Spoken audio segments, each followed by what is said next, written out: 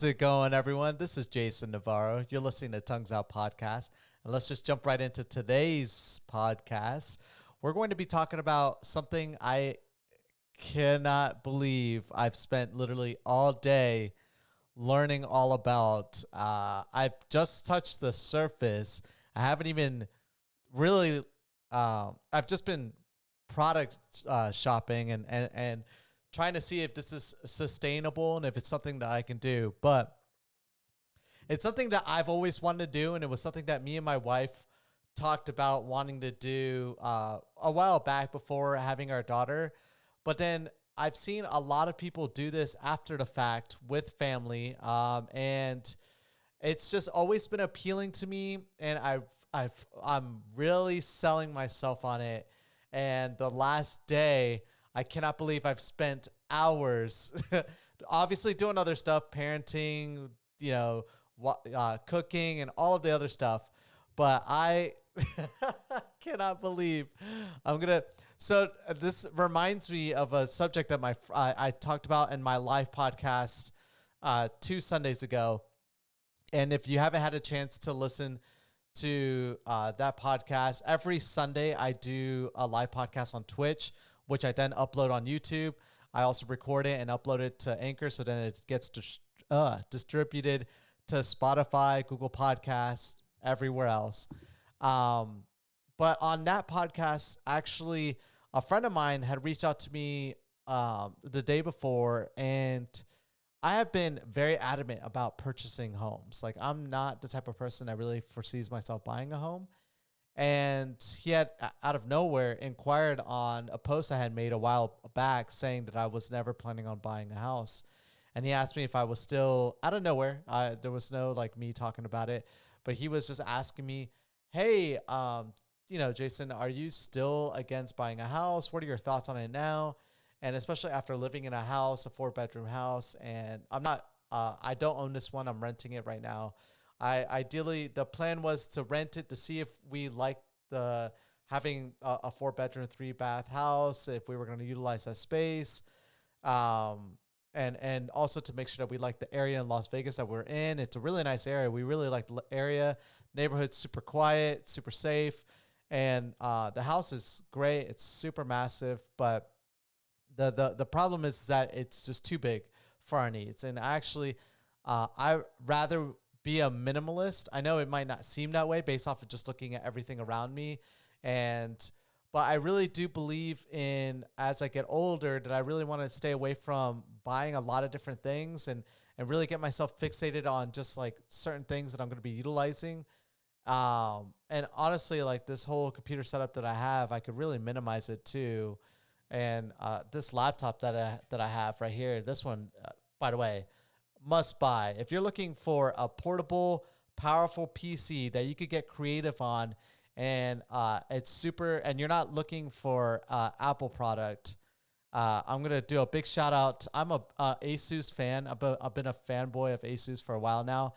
I have an Asus cell phone that most people don't even know of, and my motherboard and everything in that computer, pretty much, if it could be made by Asus, is made by Asus. The graphics card, the motherboard. I think that's it. There's nothing else that you really can put Asus wise. This right here is a Zephyrus G14. It's a 14-inch laptop, super light. It's about 3.5 pounds, 4 pounds, I think it is. Super portable. It's a 14-inch laptop, so it's super small. But it's one of the very few laptops that has AMD's Ryzen 4000 series processors. So it's in this laptop, it's a 6-core, 12-thread laptop. I don't think it's 816. I think it's 612. But super powerful. It's got a GTX 2060 inside of it. So essentially, I could do everything that this big computer can do off of this thing. Not as quick, but pretty darn close to it. And it's just phenomenal. Honestly, the only downside is you really can't upgrade much on it. You can upgrade a little bit of the RAM, but I mean, 16 gigs of RAM is plenty, honestly. But if I want to do streaming, if I in the future, if I ever want to be portable with my setup, and I got this for work purposes, but it's super great. But But anyways, so I could definitely, there's, we live in a time where you can, take powerful devices and they're starting to get smaller. So you could be very portable with your lifestyle. And this segues into, uh, one of the reasons why I wanted to be hesitant on buying a house was because I've always envisioned this and I never really wanted to let go of it. And you guys don't judge, but I've always wanted to try the RV lifestyle. Not RVs per se, but the van lifestyle, the travel van lifestyle. And so today I've literally been watching so many videos on people that have either bought an old used vans and remodeled it. I'm not a handy person, so I can't do that. And you can buy like a van and take it somewhere and get it worked on. But it's crazy. Actually, after doing research on this, I don't know if it's the pandemic. I don't know if it's just trending right now on social media. I know it used to be like a thing that really only old people would do and maybe some families would do. But now a lot of young people are doing it as well, especially if you have the capabilities of taking your work with you. And this is the reason why it's become very appealing to me, especially now, is that I can take my work with me wherever I go. I literally can work anywhere. I recently got licensed for the state of California and Florida, and I have my resident license here in Nevada for offering Medicare services. But one of the great things about my profession is I could be anywhere in the world and do my job, which is great. Ideally, you want to be in the state that you're in, especially coming up, open enrollment's coming up. And so October, November, December are like the busiest months for me. January, February, March as well can be kind of busy, but these next 3 months are going to be super slammed for me. It's going to be very interesting to see how I'm going to navigate doing this and also maintaining. That's why I've been trying to make sure that like my schedule is I'm doing these podcasts late at night. Ideally, I would love to do them during the day, but I'm just super busy being a parent and also navigating just like this profession as well. And so nighttime has been reserved for just like my creative work. But anyways, now that I landed this job and I see the great opportunities with it and I could go anywhere, I really want to do this kind of lifestyle. And my biggest hesitation on it at first was that I do have a little daughter. She's about to be 9 months old soon in 4 days. And I don't know if that's really something that you can really do. And honestly, I wouldn't really feel comfortable doing it just yet. But there is like a big wrench that's kind of thrown into everything right now, because honestly, all the vans that I've been looking at, and there's a company right now that I'm really interested in stepping foot in and eventually seeing if I do like it. But they're made by a company called Leisure Travel Vans, and they're based out of Canada. But this company and even like the customize, like the being able to take your like van that you buy and take it somewhere to get customized, all of that is like on back order right now. Going back to my original point, like this leisure travel van, if I were to make an order now, I'd have to wait a year to up to a year and a half before I would see my vehicle. It's almost like buying a Tesla when they were like first getting announced, like released back in the day, like for a Model 3 or a Model S. So it's like weird, like having to put in an order now and wait a year and a half to be able to pick up that vehicle. But ideally, that's kind of great for me because by that point, my daughter would be 2.5 years old. She's able to sleep out on a bed at that point. And this would be great because like I'm planning on homeschooling. I can work from anywhere. Especially with 5G technology rolling out soon. Please, to anyone that is like a believer in the fact that 5G somehow is like super toxic for you, whether you like it or not, it's coming out and it can't even penetrate walls. But what's the idea that it could penetrate your skin? I mean, millimeter wave technology can only flow through the air properly. By the time it hits an obstacle in front of it, the signal diminishes dramatically. So I mean, and that's one form of technology. There is another way of traveling for 5G, but even then, the signal strength that those are applying are nowhere near in comparison what the military has been distributing out into the air for like years on years. And what a lot of people don't realize is that all this technology has already existed, and all these waves have existed as well. I don't know why I'm getting into a tangent right now explaining this, but for some people, they're really a believer in this conspiracy that 5G technology is like used to manipulate you or control you. And it's just listening to it is just hilarious. Or it can give you the COVID-19. That's the best one I've heard so far. That is so stupid. Honestly, that's like the stupidest thing I've ever heard in my entire life.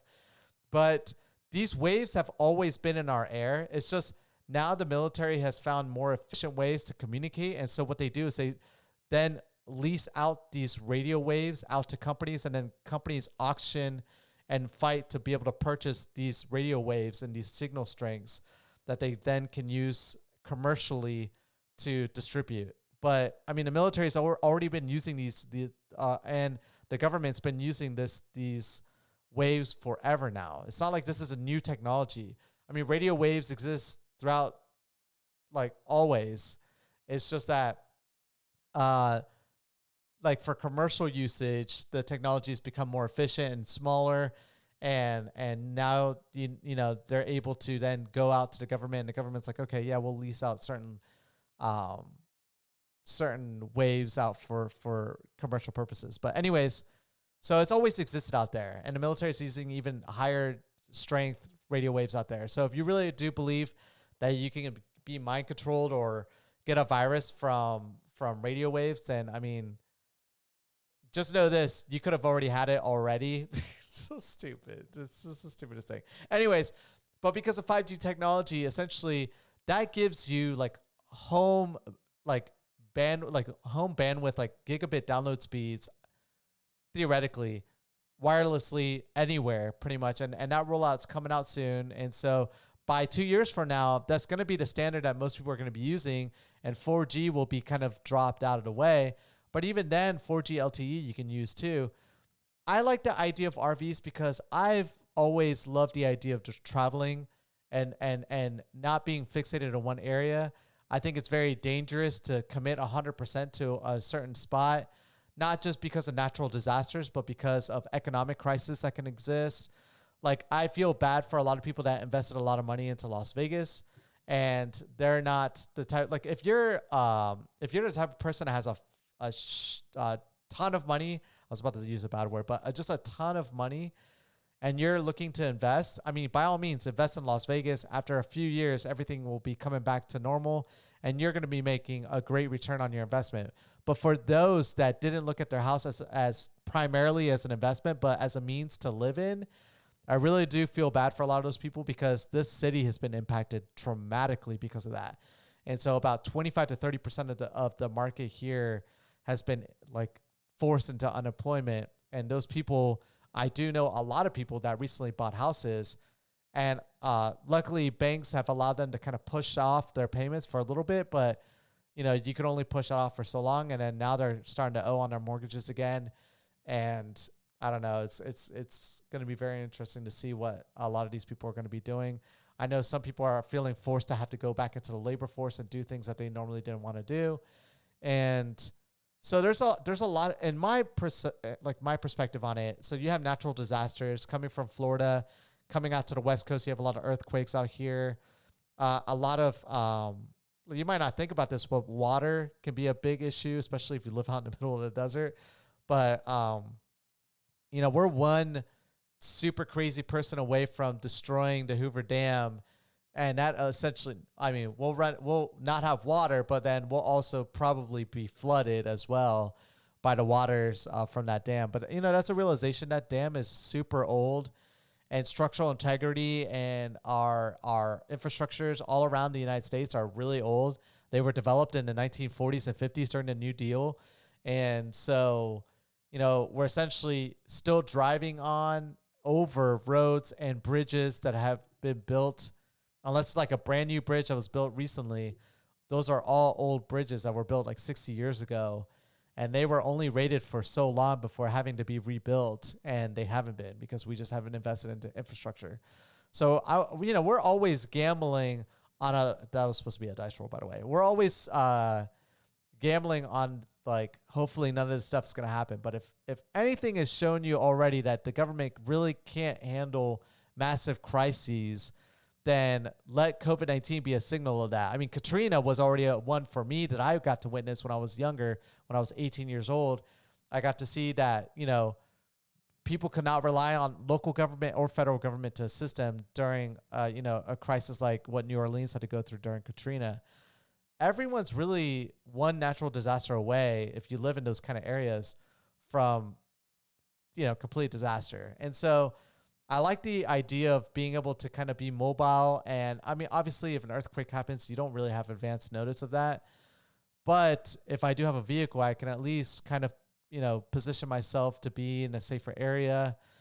And I don't know. I always envision as well. I can't commit to getting an RV at the moment because of this pandemic, and the ones I'm looking at are pretty costly. So, and anyways, like I still have a lease at this house that I'm in, and so this is something I want to look into possibly doing a year to 2 years from now. And I would love for people to hold me accountable and kind of find out as we get closer to a year, 2 years from now, if I still kind of envision doing that. I have a lot of other ideas as well. Santa Barbara, California was something I talked about a couple days ago or a few days ago. I would ideally love to live there, but honestly, it's super expensive. For half the size of this house, I'd be paying twice as much to live there. Would I do that? Maybe. I mean, if I'm making a ton of money, I do know that my commission rates, I do get paid more for plants that I sell out in California. But I mean, still, I would feel so bad paying twice as much that I'm paying now for half the size of a house. Just doesn't make sense to me. And then I would feel really bad about mortgaging a house out there because the minimum house value is like $300,000, and you're not really getting much for that. You're really looking at 500,000 to get the type of house that I would probably be comfortable living in. But, or like an area that I would like to live in. And that's a lot of money to throw away at something. So, but, I could have an RV and drive to Santa Barbara and stay out in Santa Barbara for, however long I want to live. And my wife, so I've been watching a lot of videos, but I was occasionally, while my daughter was sleeping, showing my wife some of these videos as well. And she was a little hesitant, it was because of our daughter. Like I said before, like this is something that both me and her were like 100% for before having our daughter. And so she was a little bit hesitant, but I kind of like spoke some sense into her. I was really selling her, to be honest. But she, funny enough, brought up something that I did not think about. Like everything's really handled in these travel vans. You have your showers, you have your power, you have your solar, you have your propane. Literally, they're fully sustainable. You just have to make stops in different spots to do fill-ups on clean water or on propane. But a lot of them have pretty big tanks. You can go a week, without making a stop anywhere. But she did and like I said, they have showers in them as well. Excuse me. But the one question I can't believe I didn't think about was, how do you wash your clothes? And I was like, damn, that is a good question. None of these vans have obviously washer and dryers because those consume a ton of power. And I was like, man, I wonder, how do you do that? And I guess the thing that we would have to do is like make stops in cities and go to a dry cleaner. Most of the time, I know for a fact that dry cleaners, as long as you're doing like a standard wash, you're not doing like presses or anything like of that nature, they can easily get your clothes out to you in less than a day most of the time. They can probably even do it in the same day if you come early enough. So that's not really something that we would have to struggle with so much, but it is something that would cause us to not be able to kind of be remote anywhere. Unless, I mean, yeah, there are those right now that are probably screaming at their like television or at their Amazon Echo, like, hey, you could just hand wash your clothes and put them on a hang dry. Yeah, we could do that, but I tried doing that when I was living in Colombia, and it's not fun. Especially like, already enough, I'm already complaining about washing my hands all the time. And like, hand washing your clothes is just really bad on your skin. I remember going through that when I was living out in Colombia and trying it for a bit. And no, that's not the lifestyle that average Colombians have. It's just like where I lived at the time. I was living super frugal and like wanting to like live the lifestyle of just like a very low income lifestyle in Colombia to see if I could do it. And it was pretty entertaining and I could do it. And I am so comfortable living in I could live in just this room, and most RVs have about this space of room, like the travel vans, especially the ones I'm looking at. They have about this space. In a travel van, maybe a little bit bigger actually, slightly bigger. But this room is a fairly sized room. I'm not going to show you because again, there's like a mess outside the frame of the camera. But yeah, there I could live in just this room, easy, not a problem. I mean, I honestly we do that anyways out of our master bedroom. And the master bedroom is a little bit bigger than this room, but um, yeah, like not an issue whatsoever. Like if I had this, like something like this, and maybe if I would probably upgrade from something like this to something even beastlier to be able to take with me. That's a word I can't believe I just used on my podcast. But this laptop in itself is perfect enough to do what I needed to do. But some like higher level gaming, if I really wanted to get into that, I would need something a little. Honestly, I could do it off of this, but it's not going to be like at like ultra settings on all the graphics and everything of that nature. And so if I really wanted to do it like ultra settings, I could, cough up a little bit more money and get like a really nice laptop that could do all that. That's probably going to be running super hot, but honestly, could just cope with this. Maybe like connect it to the one of the TVs in these travel vans, and these leisure travel vans, like honestly, are so nice. Like super excited to look at them. They're not cheap. They're about like $150,000. And I know what you're saying. Wow, you could almost buy a house with that. And the argument is yes, I could almost buy a house with that. But the house that I would be buying for $150,000 would be in a very shitty area that I do not want to live in. It's probably got high levels of crime, and I mean, I would have to live in in the middle of nowhere, which would be kind of, I mean, I guess all right. I've kind of slowly transitioned my mindset around not really wanting to live in a bigger area, like a big city, and more rural area, but not so rural. I don't want to do that. And I'm just sorry, like $150,000 is just not going to get you anything, honestly. It'll buy you land, and then you could build something on that land, I guess. But I mean, at that point, you're still coughing up total like $300,000-$400,000. So why do that when I can spend $150,000 on a really nice self-contained home that is on wheels that I could just take with me anywhere? There is costs, so you have insurance that you have to worry about, which is a little bit more expensive. You have to stock up on things like water. But I mean, honestly, it's no different than like you having to pay for water, like in your house. You have to stock up on propane, but propane, like if you're utilizing it well, like you're not going to be using too much of. And anyways, propane is like super cheap, and you can get that filled up anywhere. It's got solar panels on it, so I mean, honestly, if you're not utilizing too much power, you don't even have to run the generator on it with the propane, but you can do that if you want. The biggest expense is gas. These things are heavy, of course. They weigh about a ton, and then they can carry up to 5,000 tons, 5,000 pounds on the vehicle. Like towing inside the actual vehicle, they can carry up to like I know the leisure van that I'm looking at, it's up to 2,000 pounds, but I'm not going to bring 2,000 pounds worth of stuff. Like my wife, me, and my daughter probably altogether like 300 pounds, if that. And then everything else we'd be bringing, because we'd be switching to a very minimalist lifestyle.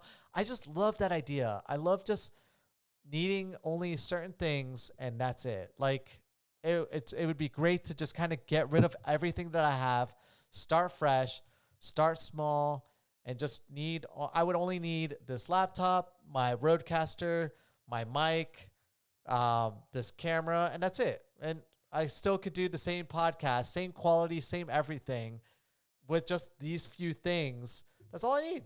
Set. Good to go. And if I have clothes, great. That's a bonus. No, I'm joking. But like, I'm not big on like all like the latest and greatest like outfits. So I'm not, and these have like a lot of space in them. Stand-up showers in them. Heated water, instant heated water. And if I honestly waited it out like a couple more years, the technology is probably going to improve even more in these vehicles.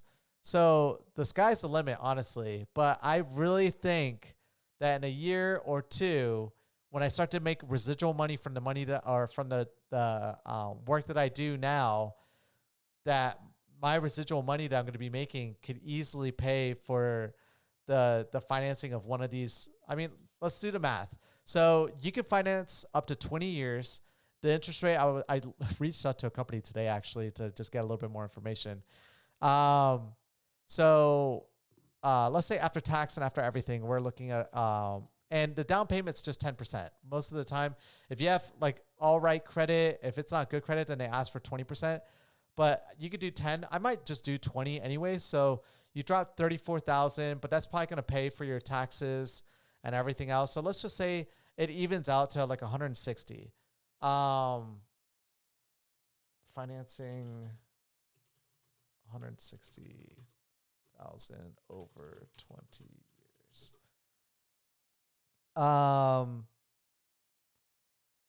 Boom, here we go. Let's change that interest rate. So interest rates are a little bit more than a house because it is a vehicle, but it's not too bad.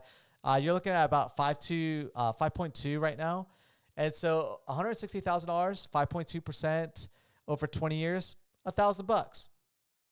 Already cheaper than what I'm paying in rent right now for this place that I'm living in. I mean, clearly it's a lot bigger, but I don't need bigger. I don't mind like living smaller. So I'd be saving a ton of money already on that. And all the money I would be saving on that would go towards gas. But gas is very expensive. So these vehicles are about 12 miles to the gallon. So if you're going from one destination to another, you're going to be paying a lot. But I mean, you're saving yourself the monthly cost on this. You do have to pay for insurance. So you're looking at another two, depending on like your driving history. You're looking at about another 250 bucks, depending. It could go up to 300, 350. I think for me, it's going to be a little bit more because my driving history in the past has not been impeccable. But yeah, I mean, honestly, like with insurance, with everything, factoring gas, how much driving I would be doing in a year, I would probably be paying about the equivalent of what I paid right now, but I would be able to live anywhere I want. And that idea, I love that idea. And I think it would be great for my daughter to kind of be like brought up that way as well. I think it's just a bonus in all spectrums because I feel like if you start building up this like traveling aspect, both me and my wife are involved always in our daughter's life, and we get to meet new people everywhere around. My daughter will be very social. She'll have a lot to do in her life. Nothing will ever be dull. Nothing will ever be boring. As we become more connected as people as well, she could have pen pals and she could connect with people that way. As we make stops, and I believe the way I would do it is probably make frequent stops like around different areas around the West Coast, maybe occasionally go off to the East Coast. And so she can have a relationship with a lot of different families and kids. And every time she sees them, she'll have a new friend that she will develop a relationship with and that she can grow up with as well. And every single time we visit that area, as long as that family still stays there in that area, then, or who knows, maybe we could develop a relationship with a traveling family that also has kids and is going on travel routes. The sky's the limit, honestly, with a lifestyle like this. And every time I watch people that do this, there is hurdles. There's always hurdles in doing a choice like this. But I always see these people really enjoy it. And they truly do enjoy the aspect of having the liberty to be mobile. And actually, funny enough, when I was working for Fireball Cannabis Gummies, and I remember doing a pop-up at a dispensary here called Nuwu. It's like an Indian reservation dispensary, so they can get away with a little bit. I remember bumping into an older couple, and we got to talking for a bit. They were really interesting. I was talking to them for a while, and I love interacting with people that just are very engaging and are very communicative. And as I was talking to them, they were talking about how they were coming in from Arizona and they were making a stop in Las Vegas and then they were going to go to California. I was like, oh, cool. Like, are you guys like, what are you guys doing? Are you guys retired? And they were like, oh yeah, we've been retired. But we've been living out of our van for the last like 5 years. And I was like, what, 5 years? And they were like, yeah. They were like, I was like, wait, so you guys live out of a van? And they were like, yeah. Oh, and at first I was thinking of like a smaller van, and I was like, wow, how are you guys doing that? And they were like, oh, we pretty much can do everything out of our van, and it's got everything that we need. And we remodeled it, and it's super nice inside. And I was like, can I go check it out? And they were like, yeah, come on over. And so they were super nice enough to show me the inside of their vehicle, and I was sold. I was like, wow, this is so cool. They let me get into the driver's seat of the vehicle. I saw like the chairs swivel, like the driver and passenger seats, they can swivel around. And like you have your full kitchen, you have like not full kitchen, but you have a kitchen, you have a living area in the middle of the vehicle, and then in the back generally is like the where you're sleeping, and like you have your bathroom and your shower depending on how nice of a model you get. And I was like, wow, this is so cool. This is like really awesome. And I saw this older couple and they were doing it. And I was like, I'm young. Like I'm more nimble. I'm more like creative. And I was like, man, as long as I have a job that I could take with me anywhere, this would be something I would want to do. And, recently me and my wife have been talking about just like, what are our plans? How long do we plan on wanting to be in Las Vegas? Luckily, like our work allows us to travel anywhere, but we're also not being impacted by the pandemic right now, in a sense that it's like impacting like our professions. But I don't really foresee myself wanting to. I don't foresee myself ever wanting to live anywhere for too long, and I feel like we've lived in Vegas for enough of a time period. It really, ideally, when we first got here, was only supposed to be temporary, but we have overstayed our amount of time, I feel like. And so we've been here for about 5 years now, almost 6. And I'm already planning on like where we want to go next and like what the plans are. We've sat down and talked about Santa Barbara, and are we willing to like, pay $3,000 in rent on top of utilities, looking at like total cost like $3,600 for a 2-bedroom, 2-bath place. And I was like, sure, if like the climate's great and everything of that nature, and I'm probably going to be surrounded by a whole bunch of successful people. And I know how it works. Like if you're going to be paying a lot more, but if you do it right and you're surrounding yourself around with successful people, success is going to come your way as well. So I know I'm going to be eating a little bit of a cost, but as long as I'm social and I'm going out there and meeting people. And I was like, by the time I plan on moving out there, COVID will be gone, or we'll figure something out as society by then. And so, yeah, I'm definitely open to it for sure. But, this RV thing it's out there. It's looming. I'm not lying. It's something that I cannot believe I've spent the entire day. I reached out to an RV location asking questions about it. I've been doing the math. I've been doing the lifestyle. I've been watching a lot of people, young people, old people. I've watched like videos on like what people, the truths and the reality of living out in a van, and people that have enjoyed it, people how many years have done it, how to prepare yourself for it. And after watching all of this, I'm still, I've tried to search for all the negatives. I really have. I haven't allowed my like positive bias to get in the way of things, and I try really hard to never let that be a thing. And after looking at all the negatives as well, they're really not that bad. I don't see enough people yet doing it with like little kids. And so I'm waiting that out. And honestly, if that's the case and I have to wait until my daughter's 5 or 6, great. I mean, the technology by then will be a lot better. And, it's still something that we get to do. But for now, we'll get creative about like where we want to live in a different area. But honestly, I don't want to see myself in Las Vegas for another more than a year or so. So if it's not RV lifestyle, it's somewhere else. It's not going to be Florida. It's more likely going to be California. But like what part of California, and preparing ourselves for something like, that kind of a transition. So we'll see. Who knows? But I just wanted to entertain that for everyone and keep you guys posted on that. But if you guys have questions about it, please ask me. I barely know anything, but I'm looking forward to that couple actually, funny enough, reached out to me a few days ago. And that's what got me thinking about all of this. Actually, I forgot to mention that couple that showed me their van, I guess they started a YouTube channel.